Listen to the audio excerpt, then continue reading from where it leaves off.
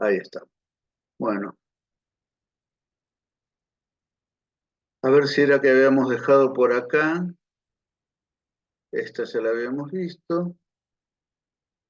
Bueno, habíamos visto que con el avance del capitalismo, que no es que nació de un día para otro, sino que requirió primero de la edad de la economía monetaria y de la bancarización de los intercambios en fines de la Edad Media y el Renacimiento, la aparición de ingentes cantidades de metales preciosos en Europa expoliados de América,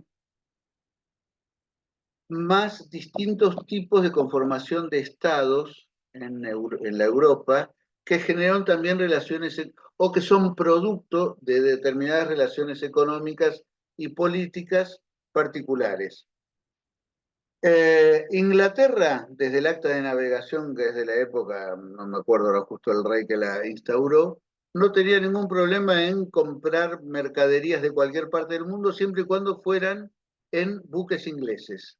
Entonces ahí empezó a desarrollar la marina y el control de las rutas comerciales. El Estado francés, sobre todo con Luis XIV, desarrolla el mercantilismo, que genera dos cosas que son también interesantes y hacen un poco a lo nuestro, y vale la pena decirlos. El mercantilismo francés lo que generaba es que se trataba de producir casi todo lo que pudieran, importar lo menos posible y exportar lo más posible. Entonces, desde la monarquía, o sea, el Estado soy yo, pero era el Estado que se estaba conformando, empiezan a generar los talleres, todavía obviamente con producción artesanal, de producción de muebles, de gobelinos, de porcelanas, etcétera, etcétera. Todos los rubros de producción, sobre todo los elementos suntuarios para las élites, para la monarquía y para la aristocracia, que tenía que ver con que a su vez generaran una especie de marca país, obviamente no se hablaba de eso, que hiciera que el prestigio de la monarquía francesa convirtiera en deseable la compra de sus productos. Entonces, los artesanos que hacían los gobelinos, los tapices, eh, refinaban las técnicas, las mejoraban, tenían un diseño propio, también un alto diseño con muchos de los más grandes pintores franceses del siglo XVII y incluso después en el siglo XVIII, generaban los bocetos para esos tapices. Ustedes vieron que es muy clara la división de la estilización, la periodización, mejor dicho, en el diseño francés por parte de sus reyes. Uno reconoce un Luis XIII, un Luis XIV, un Luis XV, un Luis XVI, directorio, pique, pique, porque tienen esa tradición de los talleres reales que generaban esto. España, hasta los Borbones, les tocaron los Borbones más tontos de la historia, pero salvo Carlos III, toma mucha de esa estructura y la quiere imponer en el reino y genera la fábrica real de tapices y una cantidad de cosas, tratando de ponerse a la par de lo de Francia. Otros países tenían estrategias de distinto orden, pero más o menos alineadas con esas dos posibilidades. Y sobre todo el modelo francés era el más requerido, producir lo propio, tener excedentes para exportar y eh, evitar comprar las compras superfluas de otros países. Y entonces, bueno, ahí estaban todas las disputas comerciales, muchas de las guerras del siglo XVII y XVIII tuvieron que ver también con esto, además de los problemas dinásticos y demás. Pero obviamente la estrategia más valiosa en cuanto a los imperios europeos fue la de Gran Bretaña, que además con la ventaja de estar en un terreno lleno de carbón y hierro, pudo desarrollar por esa acumulación de capital, esa acumulación primitiva, que tiene otros correlatos, el traslado de la población campesina a las grandes ciudades, la mano de obra barata que esto generó, la proletarización del viejo campesinado, bueno, una serie de cuestiones que hicieron que en cuanto apareció la máquina de vapor, el aprovechamiento fue tremendo y de ahí la primera revolución industrial. Pero bueno, en ese contexto más o menos vemos que las artesanías siguieron existiendo, de alguna manera como forma marginal, mientras iba imponiendo la producción industrial, pero siguió teniendo una suerte de prestigio, vamos a ir avanzando más o menos rápido, eh, en el imaginario social se siguió viendo que la producción artesanal era de mejor calidad y era más deseable y tenía un prestigio que la producción industrial de aquel momento, principio del siglo XIX, no tenía.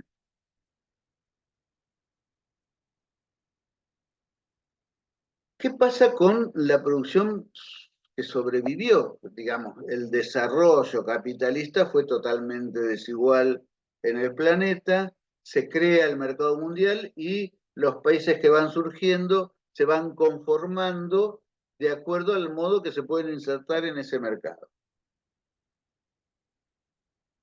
Tanto los pueblos aborígenes, que fueron como los más marginados, los de América, los de África, los de Asia, los de Oceanía, siguieron produciendo para su subsistencia, pero en algún momento también fueron incorporados al mercado mundial.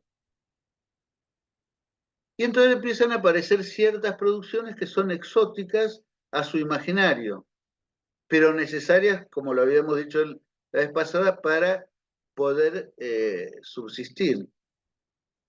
¿Eh? Lechucitas en pueblos que prácticamente no las conocen o conocen otros animales similares, caburé o lo que fuere, pero que parece como que están respondiendo a una demanda de ese mercado al que se incorporan de una manera muy desigual y sin mayores elementos culturales para afrontar esa incorporación. Lo que habíamos visto la vez pasada, elementos utilitarios que pasan a transformarse en adornos, cuando quizás ni siquiera tenían el concepto de adorno. O una estética que no estaba incorporada como una disciplina aparte, esto que ya hablamos del arte y la diferencia conceptual entre arte y artesanía, cuando en un principio en todas las culturas era más o menos lo mismo, incluso en las europeas. Arte era el oficio, el cumplir bien el oficio, las reglas del arte que hablamos los arquitectos, son eso. Y bueno, y en la producción artesanal aparecen desde morteros que ya pasan a ser adornos cuando eran un elemento utilitario, profano, y los elementos de la cultura occidental construidos con sus técnicas artesanales que tienen mayor o menor éxito, mayor o menor penetración en los mercados porque hay algunos artesanos que realmente son muy buenos y las maderas que se utilizan son de calidades notables, ¿no? Incluso con perfumes, palo santo y demás. ¿Eh? Pero vuelta, toda una joyería que por ahí en sus culturas tenía una connotación ritual, sagrada, y pasa a ser un objeto de cambio y esto genera tensiones incluso dentro de la cultura por esto, aparte por la demanda, habíamos hablado también algo, que empieza a ser complicada eh,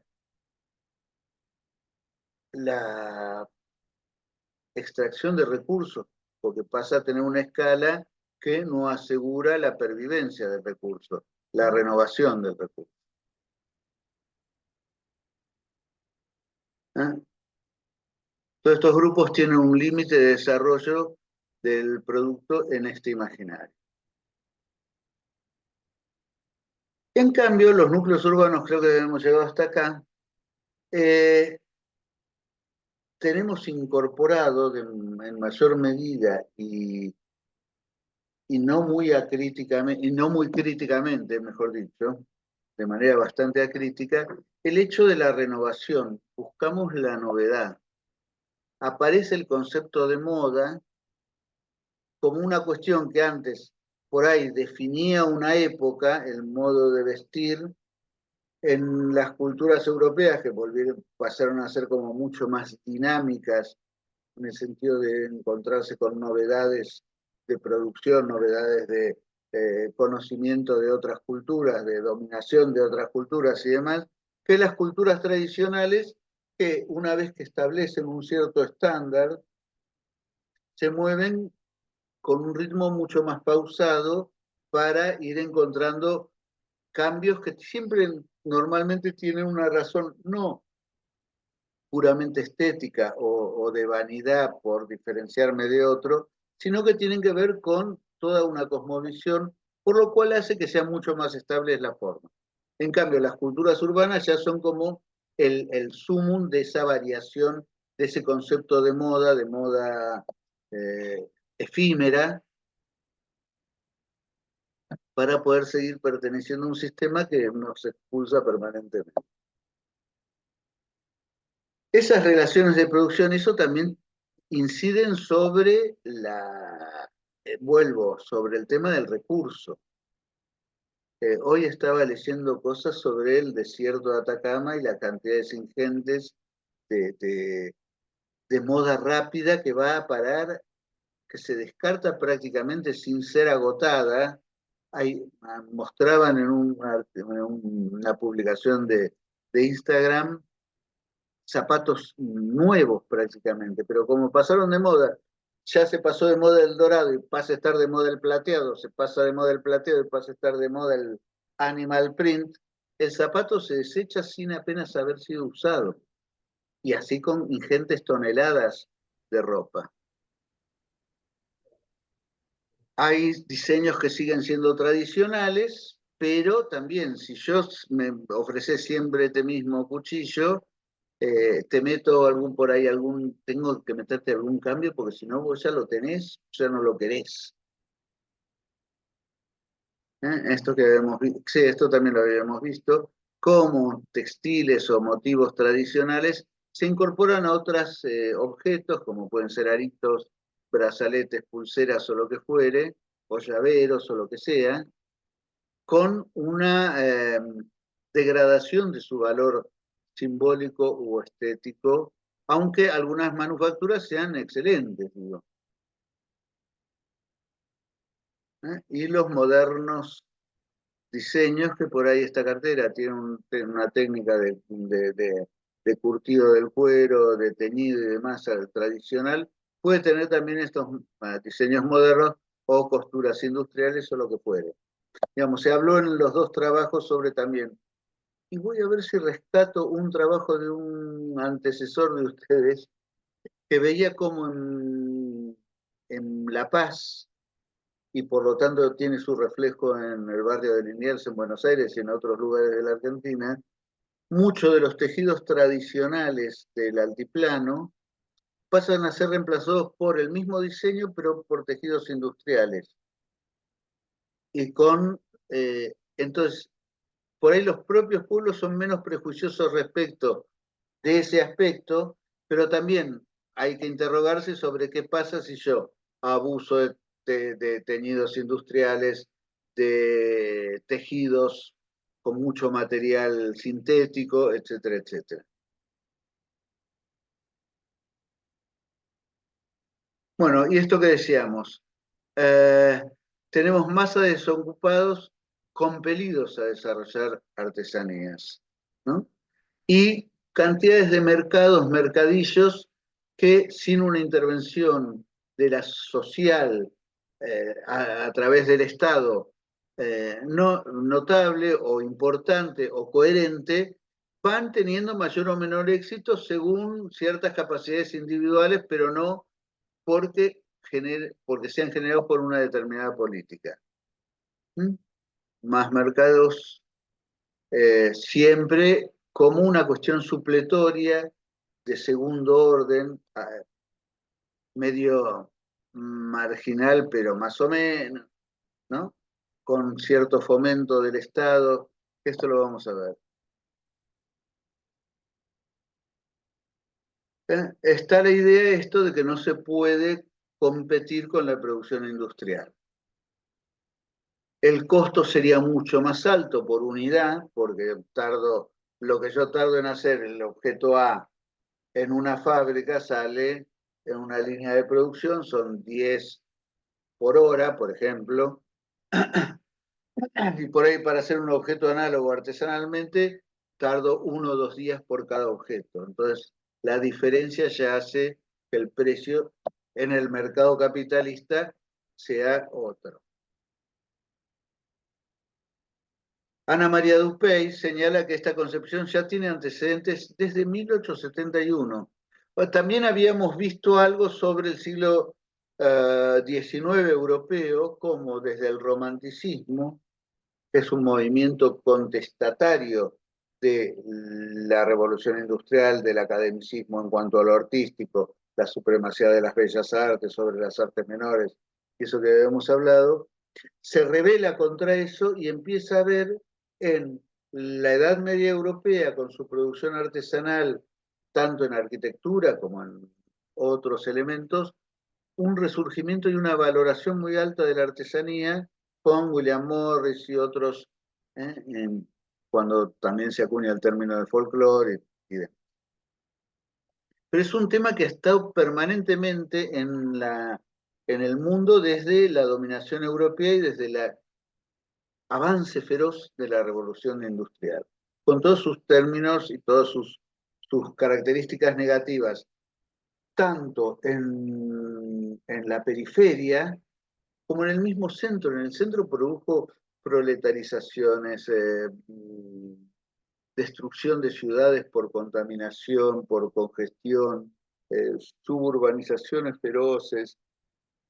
Cualquiera que haya leído alguna novela de Charles Dickens se acuerda de esto. Eh, entonces, ahí por esa época es donde empieza a verse que ese producto que era económico, que era la producción de bienes artesanales, era la forma general de producir hasta la revolución industrial, y quizá por aquel prestigio que conservó pese a todo y por esas reacciones que aparecieron en la misma Europa, se empieza a ver a la artesanía como un bien económico, perdón, como un bien cultural ya separándose del económico. Entonces, ese valor, que es valor de signo también, pasa a justificar por ahí un aumento del precio, el valor de cambio. Pero bueno, vamos, no nos adelante.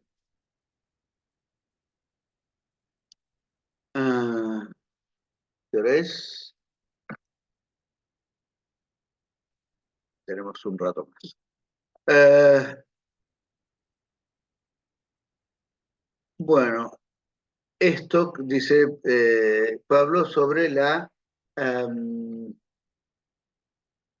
posibilidad o el vislumbrar a la producción artesanal como una forma de complementar el ingreso de los desocupados, y como un fomento a una cierta producción por fuera del mercado, el gran mercado, aprovechando este valor de signo que se podía conseguir. Bueno, esto está hecho más o menos para el 2010. Esto está muy reciente todavía, el 2001. Eh,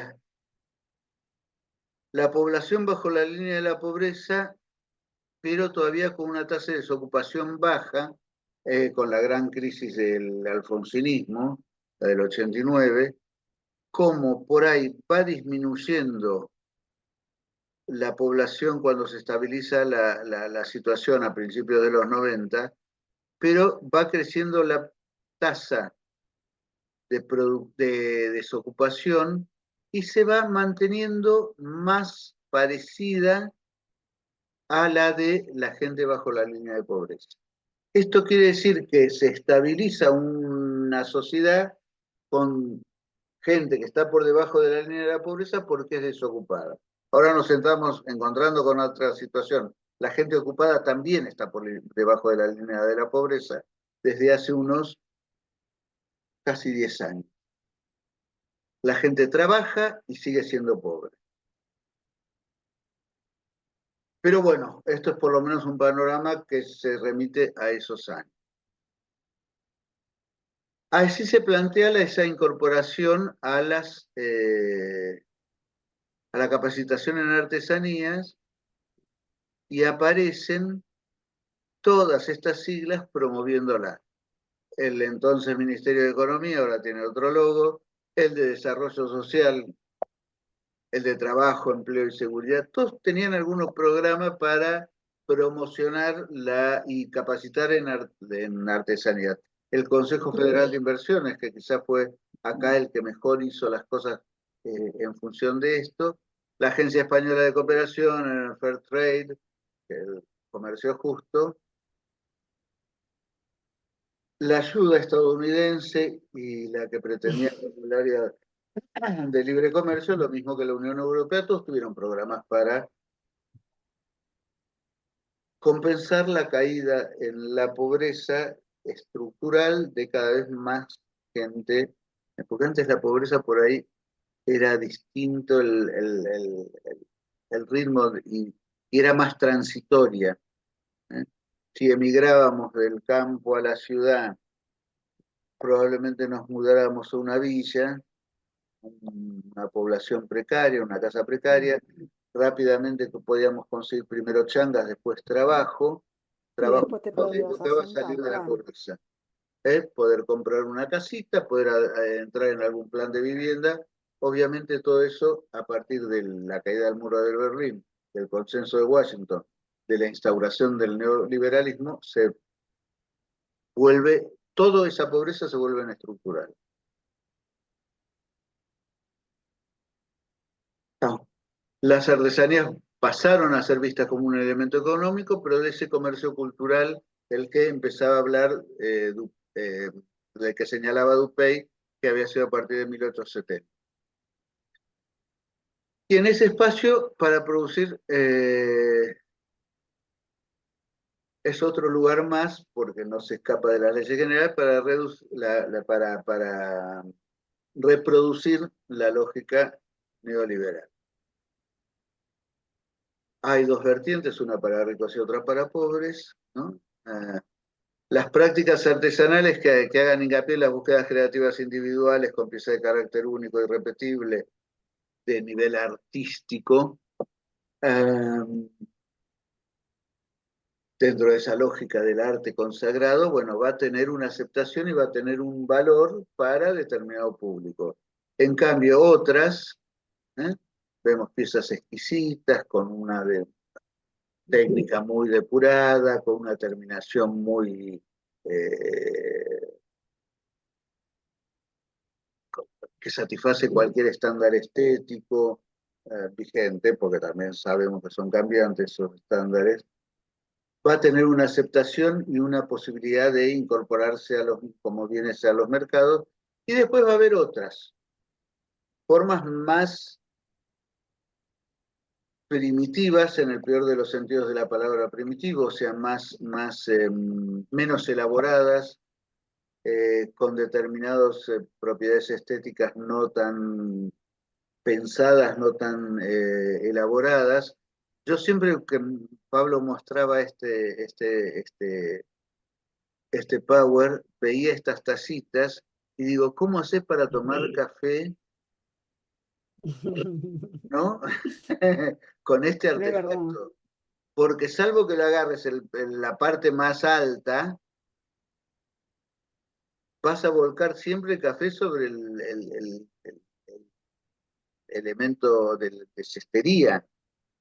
claro. Entonces, la idea puede ser, es innovadora, esto que hablábamos, la innovación de la forma, porque es para un público urbano y demás. Pero la terminación, la concepción, el tiempo que uno tiene para pensar, para depurar una forma, la artesanía tradicional no es que no cambie, pero va incorporando pieza a pieza algunas mejoras, pero no cambia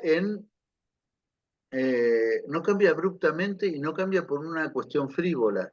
Cambia en todo caso porque se va depurando y va mejorando la técnica y la capacidad de comunicación de cada pieza. Bueno, lo de las lechucitas, rapidito, pintaditas, qué sé yo, qué lindo que quedan en el estante, pero bueno. O lo compré cuando fui a tal lugar y todo me recuerda. Ay, yo tengo una de esas, me quiero matar. No, hay algunas que sí, que sí. Y Lo sí, que la forma es muy, el volumen es muy simple. La sí, sí, caracterización la da una pintura que casi seguro es industrial. No hay una totalmente, elaboración de una claro. pieza. Bueno, la producción de series que compitan, la otra vertiente busca esto, producirse en En serie, la serie, mayor que claro. compita con esa producción industrial, pensando en un mercado absolutamente anónimo, porque cuando el mercado, los mercados existieron siempre, pero yo iba a comprar algo que necesitaba, se lo compraba a un igual y yo vendía a otro o a ese mismo, hacíamos un intercambio de bienes de parejos, estábamos dentro del mismo contexto cultural, conocíamos, teníamos ciertos supuestos previos arraigados encima, las sociedades tradicionales, pero el mercado capitalista es absolutamente anónimo, donde hay una fuerte producción industrial y estas cuestiones tienen valores marginales, algunos de prestigio, pero digo marginales en cuanto al volumen y a las posibilidades de ofrecer y de incidir en ese mercado. Porque imagínate que el productor de lechucitas no va a tener un aparato publicitario como el de la Coca-Cola.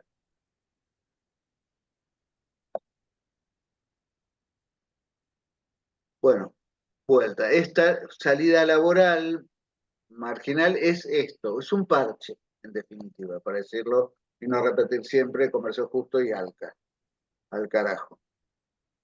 Pero bueno, ya viene con una nueva etapa peor todavía.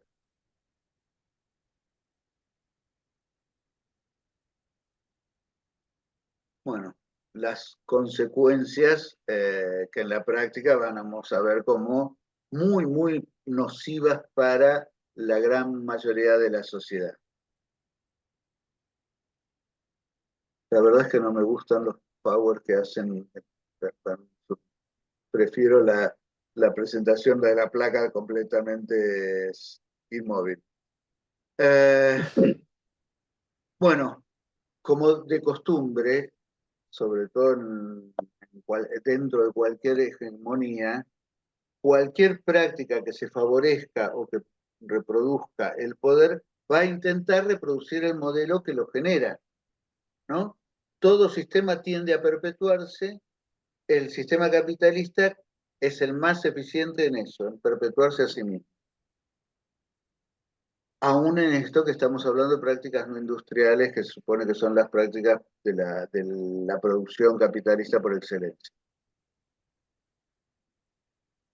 Lo que pretende y lo que sostiene Pablo es que hay que buscar que el Estado tenga un rol distinto al que se le asignó a partir de los 90. Vuelvo a esto, está planteado cuando hubo una esperanza cierta de que esto podía cambiarse, que estamos hablando del periodo del 2004 al 2015, que no es mi favorito, pero tiene elementos que hay que rescatar, pero que se discontinuaron, que no se supieron aprovechar, hay cantidades de críticas que tenemos para hacer. Pero él obviamente sostiene esto y me parece importante ratificar que es bueno analizar. Sostiene que el Estado tiene que tener un rol y que el Estado efectivamente existente no sirve y que de hecho a él lo desplazó como funcionario, siendo un fiel sostenedor del sistema. ¿Eh? Entonces, él sostiene que la artesanía puede llegar a tener un rol importantísimo en la producción económica de la sociedad. Sostiene que hay que abandonar esa lógica neoliberal, se niega a decir capitalista, porque de alguna manera también lo es, Y hay que empezar a encontrar herramientas distintas y una organización de la sociedad, en definitiva, porque si el Estado es la organización de la sociedad bajo una determinada hegemonía, tratemos de cambiar la hegemonía también cambiando las herramientas que la perduran y que la sostienen.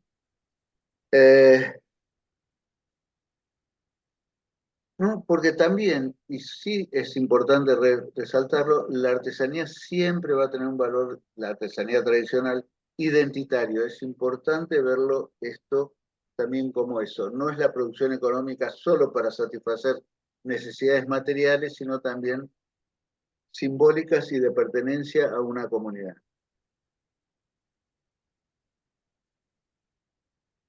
Nos interesa ese desarrollo artesanal por razones económicas, para generar empleo, para desarrollar economías locales.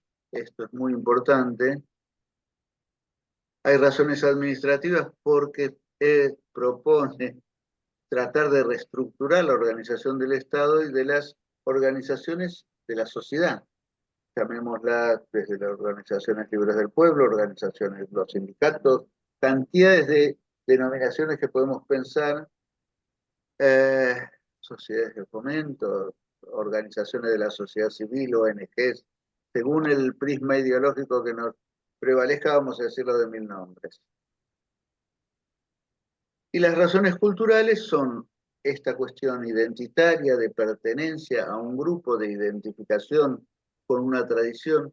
Yo siempre sostengo que el patrimonio es un lazo social intergeneracional y de una extensión geográfica mucho mayor que la del lazo social común que es el de cercanías. Nosotros estamos unidos a alguien del pasado, cualquier habitante de nuestro país de hace 100, 200 años, nuestros abuelos, por un lazo intergeneracional directo y también por un lazo extendido geográficamente.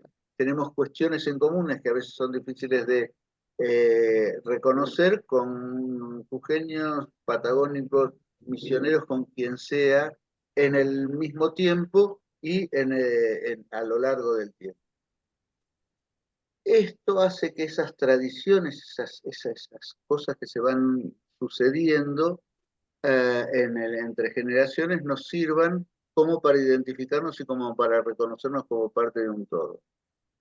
Y el otro concepto que Pablo siempre insistió mucho y que yo adhiero es el de la autonomía. No hay que idealizarlo, pero si yo puedo fabricar alguno de los objetos que uso, llegado el caso, voy a poderme defender mejor en caso de un, supongamos, colapso civilizatorio. ¿Qué pasa si dejamos de recibir hilados de no sé dónde o los chucherías de Oriente o cosas importantes? Tenemos que tratar de encontrar un equilibrio y tenemos que por ahí ser capaces de producir alguna de nuestros objetos de uso. Pero bueno, es medio una utopía el día de hoy. Y se propone, y no sé por cuánto tiempo más vamos a... 10 minutos más, por ahí seguimos. Propone cambiar ciertos preconceptos, ciertas ideas establecidas y dominantes y hegemónicas desde el consenso de Washington sobre todo el rol del Estado y el de la sociedad. ¿Eh? Pensemos que siempre una determinada hegemonía genera un sentido común dominante, ¿eh? Que es el modo en que interpretamos la realidad. Sentido común no es sensatez, es sentido común. Es algo que nos domina y que nos tiende a hacer interpretar la realidad de una forma.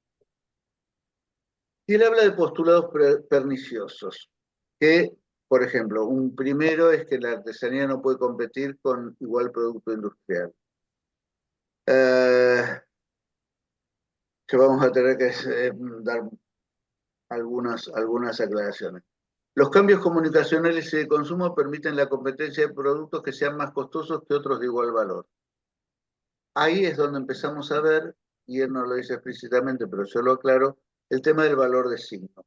hay ciertos productos artesanales que si nosotros sabemos ubicarlos en el imaginario colectivo, en el imaginario social, pueden llegar a ser vendidos por más que una parte de la población que pueda pagarlos, los pague y los deje de preferir, perdón, a otros que son la competencia, pues son industriales porque tienen mejor publicidad, etcétera, etcétera.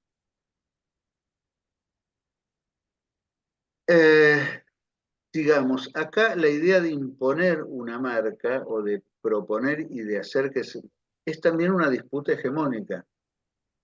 Si yo consigo decir que la producción artesanal es mejor y es más válida y me representa que la producción industrial, es probable que haya menos gente utilizando camperitas con las universidades norteamericanas y demás. Yo siempre comento una cuestión que a mí me impresionó mucho. Una de las primeras veces que fui a la Quebrada de Humahuaca hace tantos años, no creo que fue la segunda o tercera vez, en los 90, estoy en Tilcara y había un localcito de videojuegos, de los primeros sería el primero que apareció en Tilcara. Creo que todavía tenía algunos jueguitos mecánicos, como el pinball y ese. Y uno veía en la calle a los turistas muy blanquitos, muy cosos, con pulóveres artesanales, algunos con los sombreros collas y demás, y los chicos, jovencitos, adolescentes que salían del local de videojuegos, tenían toda la ropa de raigambre norteamericana, el gorrito para atrás, ese tipo de cosas, porque para ellos el prestigio era eso, y por ahí un europeo que tenía más capacidad o había tenido más posibilidades de formarse en lo exótico, porque para ellos lo era, apreciaban esos tejidos artesanales con lanas de camélidos, eran algunos modernos, pero con algún detalle, ¿no? Entonces uno dice, ¿cómo es que lo cultural prevalece muchas veces sobre el beneficio material que puede generar una determinada producción? Entonces, acá tenemos que ver qué papel juega el mercado, qué papel juegan estos productores que son micropymes en la jerga economicista, eh, y cómo se forma también una cosa que no se dice al público. O sea, si nosotros tenemos un Estado que pueda tener otros objetivos que el Estado puramente capitalista, y si tenemos una política que podamos trabajarlo desde una contrahegemonía en principio, pero si podemos conseguir suponer la hegemónica o postular la hegemónica y conseguirlo, es probable que el gusto cambie. Entonces la producción artesanal puede seguir desarrollándose, la artesanal tradicional u otras, en función de eso, de que es apreciado y que es requerido. Esto en gestión cultural en general se llama la formación de públicos. El gusto también se enseña, y esto es una de las partes de la disputa hegemónica. ¿Eh? Las copas industriales versus las copas artesanales, cada uno sabrá si le gustan más estas o las otras, pero de hecho estas se producen en gran cantidad, ahora no acá, porque ya hay muy poca producción de cristalería industrial, entonces en general son traídas desde otros centros de producción. En cambio, copas artesanales, por ahí se podrían mejorar los diseños, a mí estos particularmente no me gustan, pero digo, hay otra variedad, hay otra oferta, hay alguna posibilidad de tener una cierta paridad a la hora de que venga alguien y lo quiera comprar o no. El otro gran postulado, y que ahora está reavivado de una manera hasta grotesca, que es que el Estado no puede intervenir en el mercado porque el Estado es bobo, porque el Estado es la casta, porque el Estado es el Estado. Los propios que crearon el Estado actual, la burguesía, ahora ya no les resulta útil, entonces lo empiezan a denostar. Esto empezó ya hace tiempo y con distintas características según cada una de las décadas que venimos viendo. Pero si una sociedad quiere seguir permaneciendo y conservar sus características y resolver las disputas de una manera más o menos civilizada, es mejor que haya una organización social y que hay que ver cómo se la plantea. Entonces, el poder de un Estado, vamos a decir un Estado, porque la verdad es que hay cierta terminología que no comparto, pero bueno, un Estado eficiente en el sentido de defender a las capas más desfavorecidas de la población, a la clase obrera, a la clase trabajadora, puede imponer algunas cuestiones que un Estado capitalista tradicional no va a querer hacer siquiera.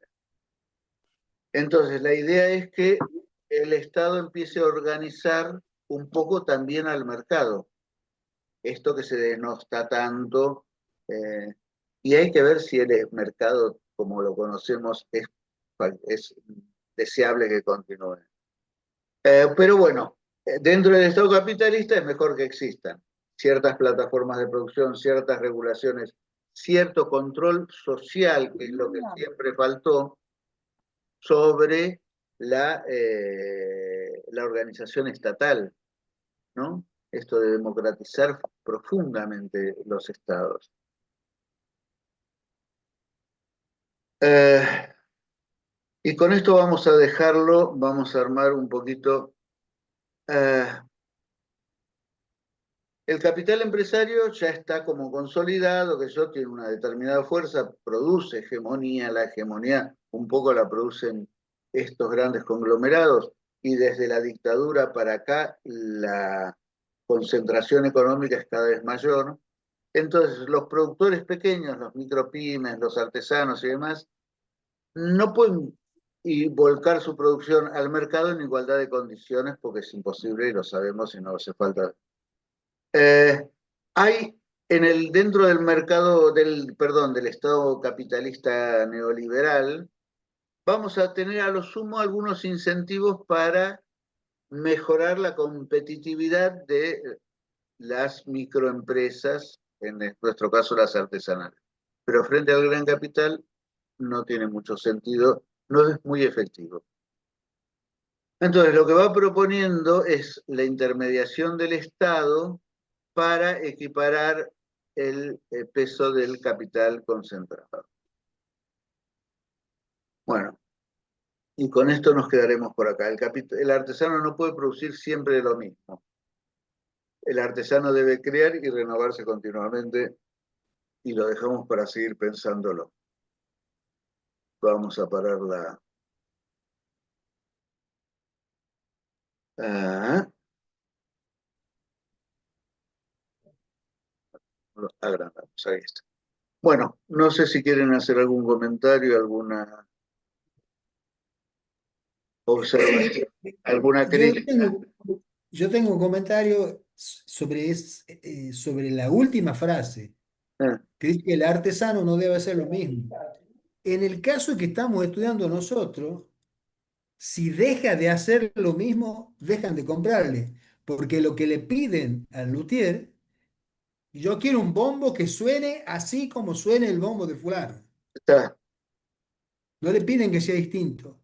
La única variación que encuentro y que ya es una artesanía adicional que sería objeto de otro estudio es que en algunos luthieres, mediante pirograbado, mm, trabajan la superficie del instrumento. Pero eso, en nuestra apreciación, eso ya es otra artesanía, sí, sí, que no hace al bombo en sí, sino hace a la identificación del objeto. totalmente. Es como que el que lo va a adquirir lo hace más propio. Claro, Exactamente. claro. Y después hay otro temita con respecto a cómo en la sociedad neoliberal o en la sociedad capitalista, esto de encontrar en los emprendimientos de los artesanos una nueva estrategia de equilibrio económico, me ha traído a la memoria el libro La Sociedad del Cansancio, del filósofo coreano Ah, Byung-Chul Han. Byung-Chul Han dice que el trabajo independiente es la máxima creación del capitalismo, que ha logrado que nos explotemos a nosotros mismos, haciéndonos creer que el emprendimiento autónomo es el que nos va a permitir salir del estado de pobreza y de frustración en el cual nos encontramos. Y pone el ejemplo de que alguien que trabaja en una empresa termina su hora de trabajo, como tiene su sueldo, se va a la casa. El que trabaja por cuenta propia sigue trabajando a la noche, los sábados, los domingos, se desvela creyendo ilusoriamente, según Byung-Chul Han, y a mí me ha convencido por lo menos, de que si le pone más horas al trabajo, va a lograr escalar económicamente y salir del estado de pobreza. Pero resulta que la práctica de los últimos años, según Byung-Chul Han, está demostrando, sobre todo en países como el nuestro, donde de que cuando más auto cuenta propistas hay, más pobre es la sociedad y totalmente. mayor cantidad de horas se destinan al trabajo.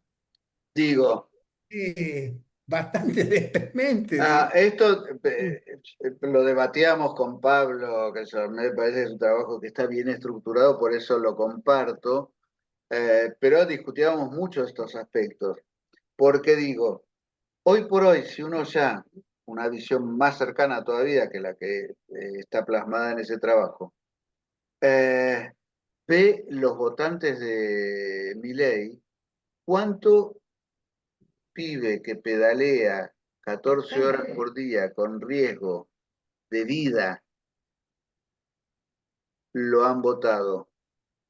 Pibe Digo, y señor mayor, ¿eh? Hay mucho que a hace muchos entrega a también. domicilio.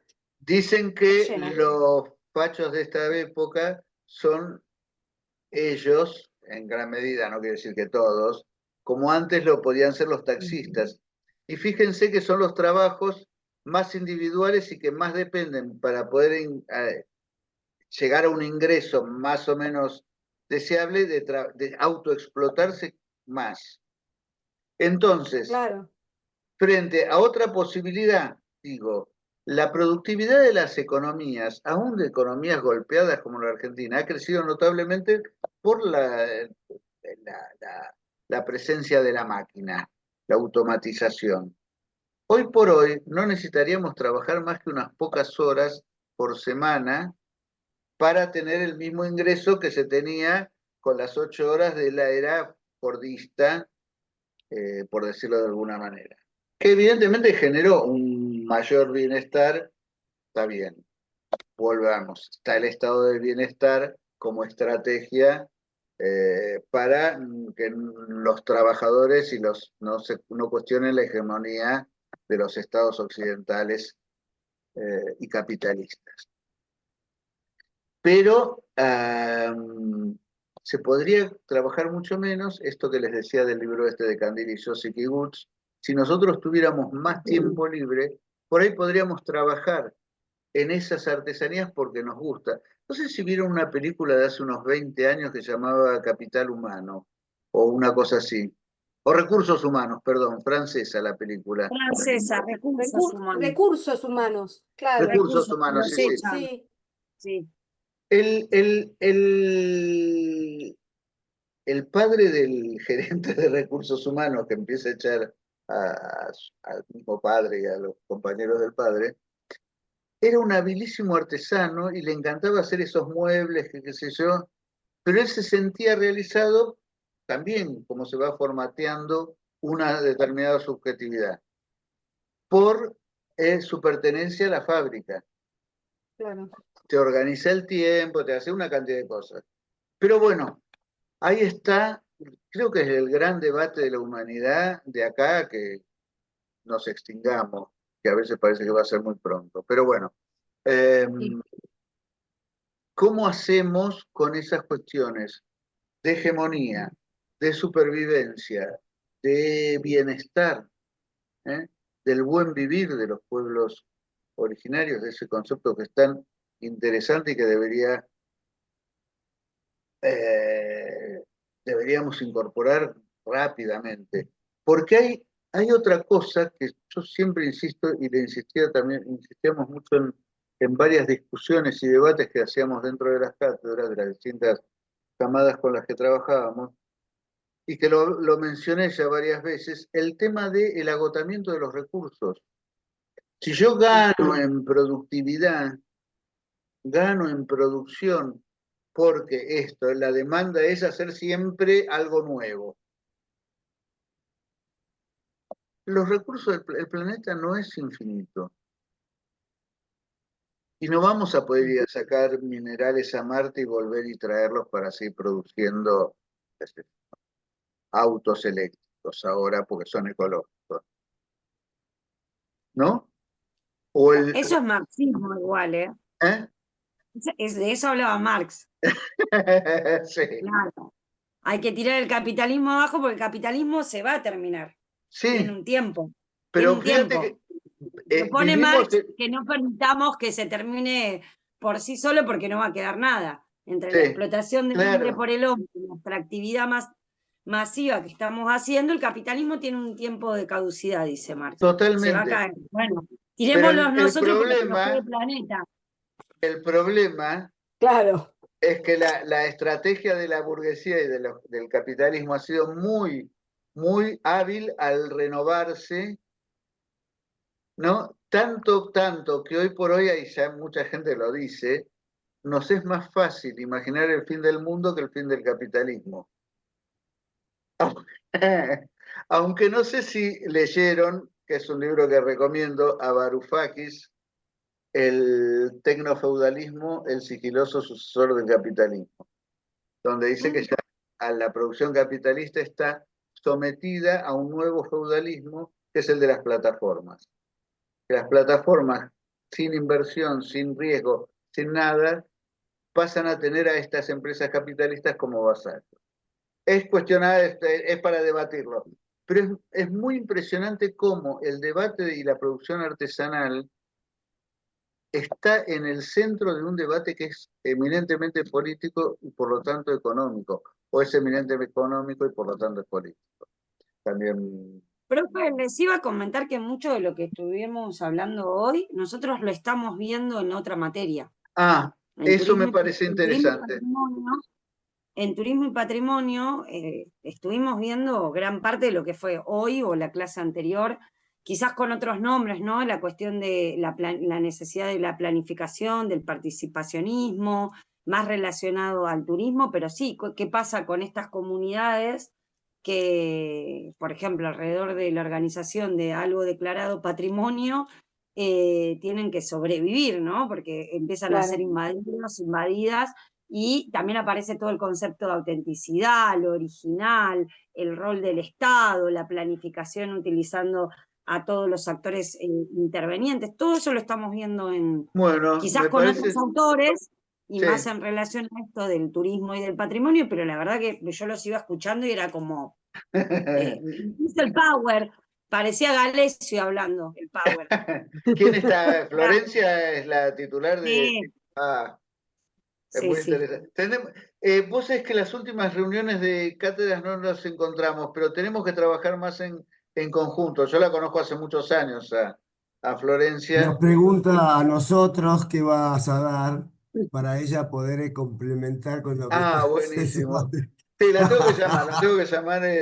Fueron 2 años complicados. Pero ¿se acuerdan también en Patrimonio Cultural en Latinoamérica, cuando hablábamos de los sitios declarados por la UNESCO, cómo se producen grandes procesos, librados a la fuerza del mercado? Obviamente los capitalistas buscan oportunidades, las encuentran y no les importa, destruyen el recurso. Pasó en los centros históricos de las ciudades latinoamericanas.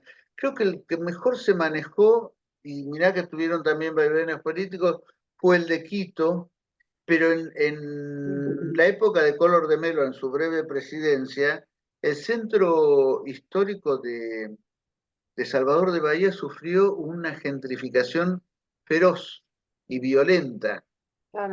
Lo que está pasando en San Telmo desde que el macrismo empezó a gobernar la ciudad, es también cada vez es más difícil encontrar comercio diario, un alquiler justo, pero pasa en París. Fíjense que en ciudades como en Barcelona o en todas las Islas Canarias se está luchando contra el turismo de masas y el argumento del establishment, en general de los medios hegemónicos, de todos los actores y sostenedores de la hegemonía vigente, dicen que se van a perder fuentes de trabajo, etcétera, etcétera, etcétera. Claro. Y estamos precisamente agotando recursos. Hoy alguien en la quebrada de un pueblo originario que se suponía que está declarado Patrimonio de la Humanidad porque esas culturas pervivieron, las culturas tradicionales y demás. Les roban la tierra de manera cada vez más violenta. Una de las impulsoras de la declaratoria de la quebrada, allá en el año fines de los 90, principios de los 2000, fue la señora Nelly Arrieta de Blaquier, una familia genocida, ¿no? Con el ingeniero Ledesma. Pero a su vez compraba, mientras que hacía las gestiones, compraba tierras que eran de las comunidades. Y por supuesto, a ningún gobierno jujeño se le opone a la señora de Blaquier. Se le oponía, porque falleció ahora. Pero bueno, o a la familia Blaquier. Y ahora, el otro día hubo un desalojo violento de una comunidad. Y los lugares que tienen dentro del sistema que se impone es siempre lugares subalternos. Personal de servicio en los hoteles, ningún lugar donde ellos puedan hacer valer su identidad, su cultura, sus tradiciones, y en cambio es sometido, qué sé yo.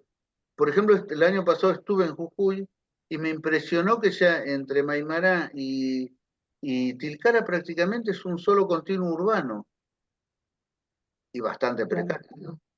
La profe hablaba de lo mismo Sí. en clase. Sí, vimos muchos procesos de gentrificación, sobre todo en América Latina, más allá de que comentaba el caso de Venecia, y trabajamos toda la cuestión de la carga, de los tipos de carga para... Bueno. La carga turística, claro. Claro, como parte de la gentrificación.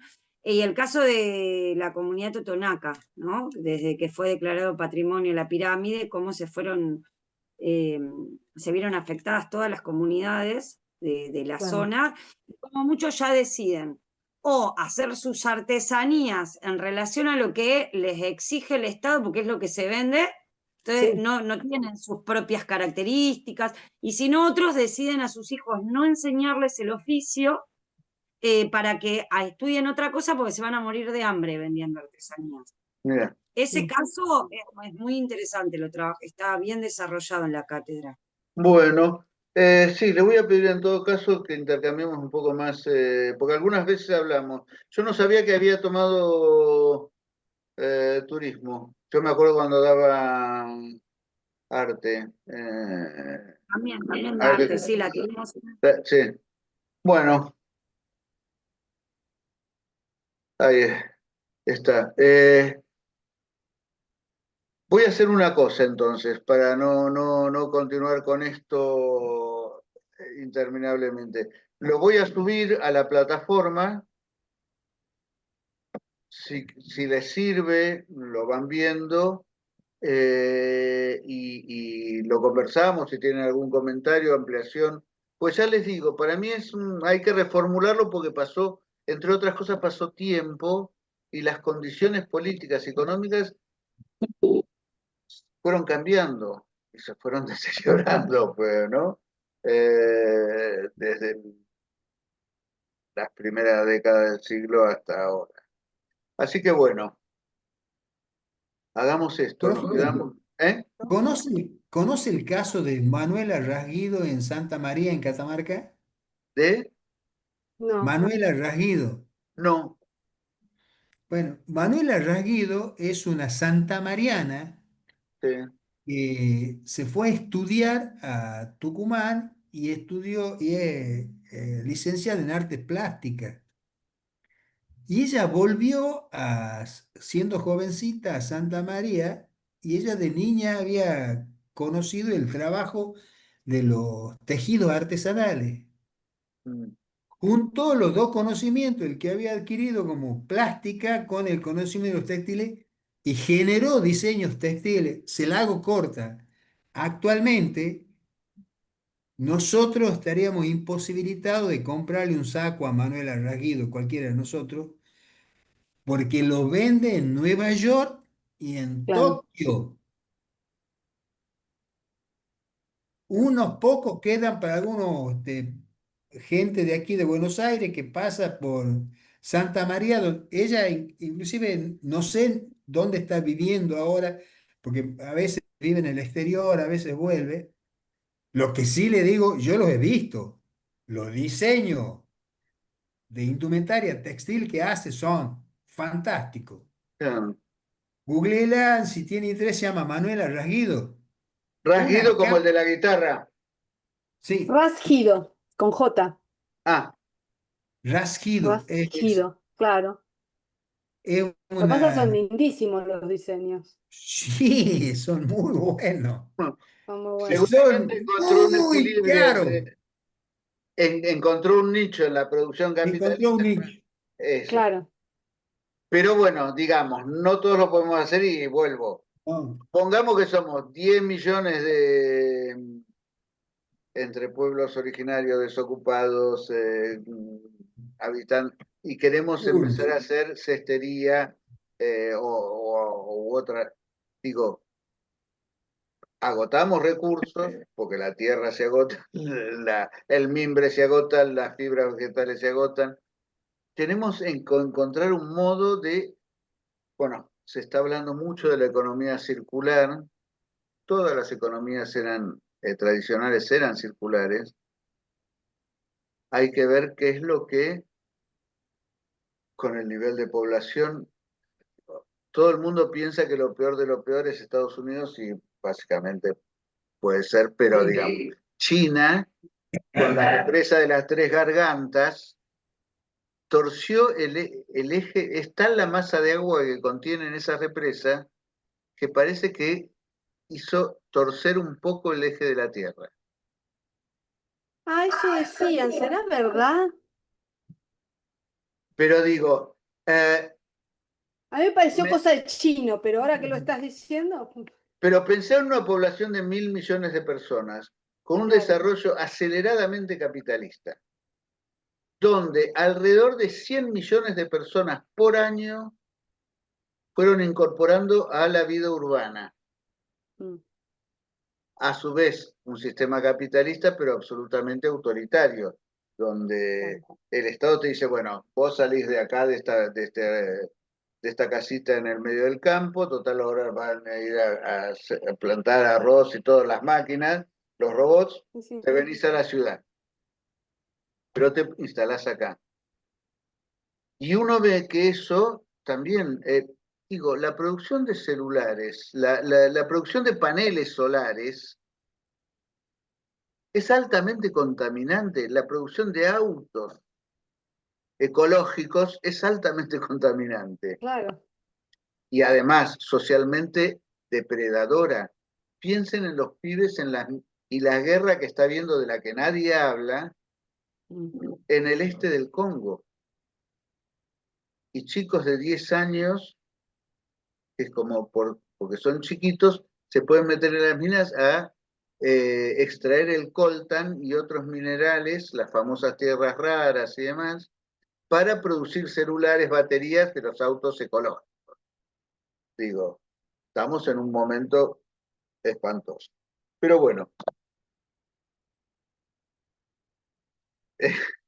no quiero ser muy apocalíptico, pero no me sale mucho otra cosa. Pero bueno, vamos a hablar con Florencia, porque la verdad es que es muy interesante poder, incluso por ahí hacer algún tipo de intercambio más fluido rápidamente. ¿Está? Bueno, nos veremos el 29. ¿Y cómo se llama? Adelantar los trabajos, Marisa, Laura, sobre todo. Y bueno, y y a completar más relajados los otros grupos. Sí, ¿Eh? sí, Muy profe. bien. Hasta el Bueno. 29 entonces. Muchas Chao. gracias. Chao. Chao, Hasta chao. luego.